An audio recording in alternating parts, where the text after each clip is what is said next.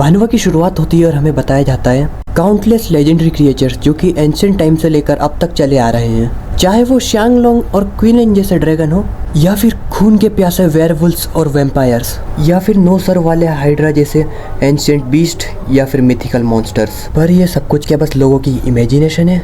तभी scene shift होकर जिंगचैंग country के सेंटर फायर नेशन पर आता है, जो कि कंट्री का कैपिटल है। इस बड़े से शहर में लगभग 30 मिलियन लोग रहते हैं। तभी हम लोगों को इस कंट्री का नज़ारा थोड़ी ऊपर से दिखाया जाता है, जो कि बहुत बड़ा और खूबसूरत होता है। तभी सीन शिफ्ट होता है जिंगशान डिस्ट्रिक्ट पर, जो कि इस कंट्री की सबसे छोटी काउंटी है। तभी हमें दिखाया जाता है जिंगशांग वोकेशनल स्कूल, जहाँ 4 बज चुके होते हैं, जो कि छुट्टी का समय होता है। वहीं एक मोटा सा लड़का दीवार के साइड से स्कूल एंट्रेंस पर नजर रख रहा होता है। उसी के साइड में हमारा मेन कैरेक्टर खड़ा हुआ होता है, जो कि थोड़े गुस्से में च्युइंगम चबा रहा है। तभी वो मोटा हमारे मेन कैरेक्टर से कहता है, बॉस अब बताओ क्या वो लड़का आज सामने आएगा? जिसके जवाब में हमारा मेन कैरेक्टर कहता है, हाँ जरूर, वो लड़का आज उसे लेने आएगा, बस उसे जल्द ही स्कूल से बाहर आ जाना चाहिए। और इसी के साथ हमारा मेन कैरेक्टर च्युइंगम थूकता है और बैड स्टाइल में खड़ा होकर कहता है, अगर मैंने उसे आज सबक नहीं सिखाया तो मैं अपना नाम कुईयू उल्टा लिखूंगा। तो तू तैयार है ना टियांशु? और पीछे टियांशु कहता है, हाँ बॉस, पर मैंने सुना है कि वो लड़का मार्शल आर्ट्स की प्रैक्टिस करता है और वो इसे 7 या 8 साल से कर रहा है। क्या आपको लगता है कि हम दोनों उसका कुछ बिगाड़ पाएंगे? तभी हमारा मेन कैरेक्टर क्यूईयू कहता है, तुम किस बात से घबरा रहे हो? मत भूलो तुम्हारे बॉस के इस बैग में मैजिक वेपन है। तभी टियांशु कहता है, बॉस आपको स्कूल बैग लेकर घूमते हुए देखना बड़ा ही अजीब लग रहा है, ये आप पर बिल्कुल भी सूट नहीं कर रहा। जिसके जवाब में हमारा मेन कैरेक्टर क्यूईयू कहता है, चुप हो जा, कम से कम मैंने जूनियर हाई स्कूल से ग्रेजुएट किया है। हालांकि मैंने हाई स्कूल की पढ़ाई पूरी नहीं की, फिर भी मैं अपने दम पर 2 साल तक जिंदा रहने में कामयाब रहा हूँ। टियांशु तैयार हो जाओ, वो आ चुका है। तभी सीन शिफ्ट होकर उस लड़के पर आता है, जो कहता है, माफ करना नाना, मैंने तुम्हें इंतजार करवाया। तभी नाना कहती है, श्याओई मैं भी बस अभी अभी आई हूँ। तभी श्याओई नाना का हाथ पकड़ लेता है और कहता है, नाना मैं तुम्हें हर पल याद करता रहता हूँ। तो नाना अभी हमें कहाँ चलना चाहिए? जो सुनकर नाना ब्लश करने लगती है और कहती है, श्याओई जहाँ आप चाहें, क्यों ना हम आपके घर चलें?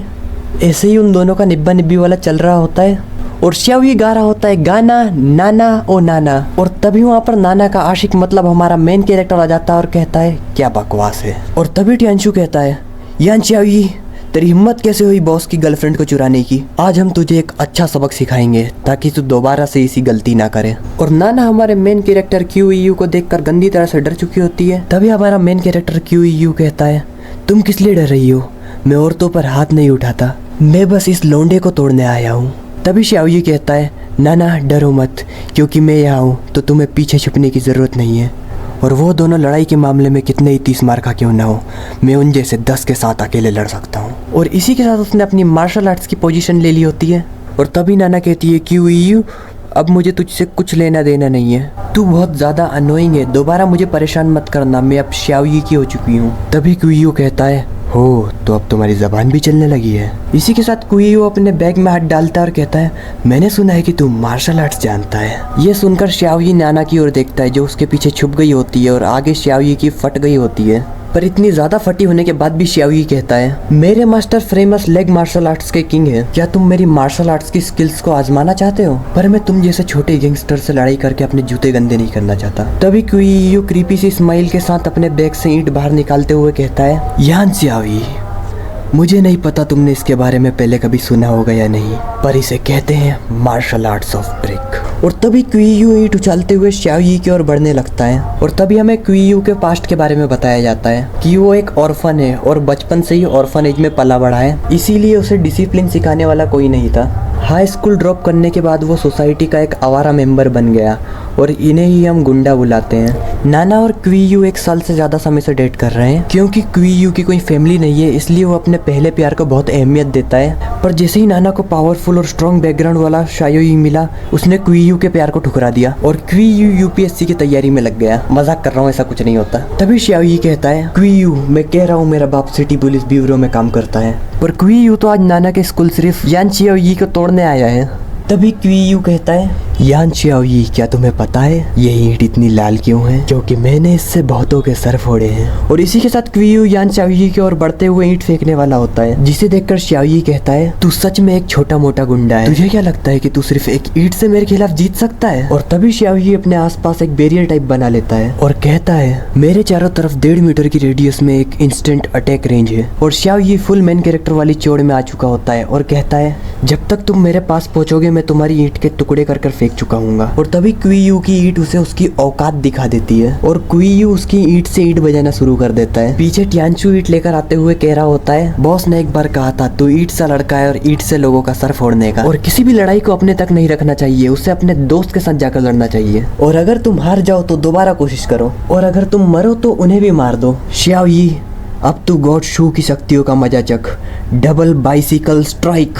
इसी के साथ दोनों मिलके उसे तोड़ रहे होते हैं और शियाओयी चिल्ला रहा होता है, बड़े भैया हम गलत थे। दर्द होता है भाई। और वो दोनों उसको मार मार कर अधमरा कर चुके होते हैं। और तभी नाना चिल्लाती है, मर्डर, इट्स अ मर्डर। जो सुनकर वो दोनों रुक जाते हैं और क्वियू ने तो मार मार कर ईंट ही तोड़ दी होती है। और तभी हमें शियाओयी दिखाया जाता है, उसके सर पर अंडे आ चुके होते हैं, उसकी तस्वीर दिख रही होती है और वो कांप रहा होता है, जिसे देखकर टियानचू कहता है, बॉस अब हम क्या करें, ये तो अधमरा हो चुका है। तभी क्वियू कहता है, हम क्या कर सकते हैं, यूं भी हमने इसे कुत्ते की तरह पीटा है, मैं इस पूरे मामले को अपने सर ले लूंगा। तभी हमें दोबारा से शियाओयी दिखाया जाता है, उसके सर पर उसी का पैजामा बांधकर टेम्परेरी ट्रीटमेंट किया होता है और क्वियू उसे देखते हुए कह रहा होता है, ये स्कूल गेट है, मुझे डर है कि स्कूल सिक्योरिटी वाले आते ही होंगे। तभी क्वियू की नजर शियाओयी की बांसुरी पर जाती है तो वो लात मारकर बांसुरी और बांस के खेत पर आग लगा देता है, ना रहेगा बांस ना बजेगी बांसुरी। और इसी के साथ शियाओयी, जो कि ऑलरेडी नॉकआउट था, शायद दुनिया से आउट हो जाता है। और तभी क्वियू नाना की ओर देखता है, नाना स्टार्टिंग से डर ही रही है, अब तो जान हलक में आ गई होगी। तभी क्वियू कहता है, टियानचू चल भागते यहाँ से। तभी टियानचू कहता है, बॉस अभी हम बहुत दूर आ गए हैं, मुझे ऐसी उम्मीद नहीं थी कि शियाओयी कुछ नहीं कर पाएगा। क्या बकवास है, वो एक ईंट लगते ही गिर गया और दोबारा से लड़ने के लिए उठ भी नहीं पाया। तभी क्वियू कहता है, टियानचू इसे याद रखना, इसे ब्रिक ब्रेकर मार्शल आर्ट्स कहा जाता है। क्या मजाक था वो किंग ऑफ किक्स का चेला शियाओयी। पर बॉस यान शियाओयी की यान फैमिली बहुत पावरफुल फैमिली है, आप अभी कहीं बाहर चले जाइए, जब तक आप वापस आएंगे तब तक सब सही हो जाएगा। तभी क्वियू कहता है, ठीक है। तभी टियानचू कहता है, लेकिन बॉस आप जा कहाँ रहे हो? जिसके जवाब में क्वियू कहता है, इस बार ये थोड़ा बड़ा मैटर है तो मुझे थोड़ी ज्यादा दूर जाना होगा, लेकिन तू फिक्र मत कर, तेरे बॉस ने इस तरह की बहुत सी चीजें एक्सपीरियंस की है, पर जब तक मैं यहाँ नहीं हूँ तू बस मन लगाकर पढ़ाई करना। सच कहूँ तो मुझे तुझसे जलन होती है क्योंकि तू कॉलेज जा सकता है। तभी टियानचू क्वियू से कहता है, बॉस ये फोन रख लो, मैं कुछ दिनों पहले ही अपनी माँ के साथ जाकर लेकर आया हूँ, इसे ले लो ताकि मैं आपसे आसानी से कांटेक्ट कर सकूं। और हाँ, ये कार्ड रख लो, इसमें 20,000 युआन है और पासवर्ड मेरा बर्थडे है। जो देखकर क्वियू थोड़ा हैरान होता है और कहता है, ये तू क्या कर रहा है, इसे अपने पास ही रख। और तुझे क्या लगता है तेरा बॉस भूखा मर जाएगा, इसे वापस रख ले। तभी टियानचू रोते हुए कहता है, नहीं बॉस आपको ये रखना ही होगा, मैंने मेरे पापा को कहते हुए सुना कि नई रेलवे खुल गई है, आपको वहाँ जाकर छुप जाना चाहिए, मैं वापस जाऊंगा और अपने पापा को मनाऊंगा, जैसे ही चीजें तैयार हो जाएगी मैं आपको कॉल करूंगा। इसी के साथ टियानचू वहाँ से जाते हुए कह रहा होता है, पहले मैं घर जाऊंगा, और तभी वो गिर जाता है और दोबारा उठकर कहता है, बॉस मैं ठीक हूँ, मैं आपके वापस आने का इंतजार करूंगा। और तभी क्वियू कहता है, ठीक है ब्रो। और इस वीडियो को मैं ही खत्म करना चाहूंगा। इस कॉमिक बुक टाइप मानवा के मैंने इस वीडियो में 2 चैप्टर एक्सप्लेन कर दिए हैं और मेरा मूड नहीं है इस सीरीज को आगे कंटिन्यू रखने का, क्योंकि इसको बनाने में मुझे पिछली वीडियो से 2 गुना मेहनत लगी है और टाइम भी ज़्यादा लगा है। बाकी तुम लोग कमेंट में बता सकते हो कि नेक्स्ट मानवा कौन सा एक्सप्लेन करना चाहिए। और अगर 2 दिन में मेरे 100 सब्सक्राइबर पूरे हो गए तो मुझे मोटिवेशन मिलेगा और मैं इस सीरीज का अगला एपिसोड भी लेके आऊंगा। और हाँ, लाइक शेयर एंड सब्सक्राइब करना मत भूलना। तो मिलते हैं अगले वीडियो में, तब तक के लिए बाय बाय।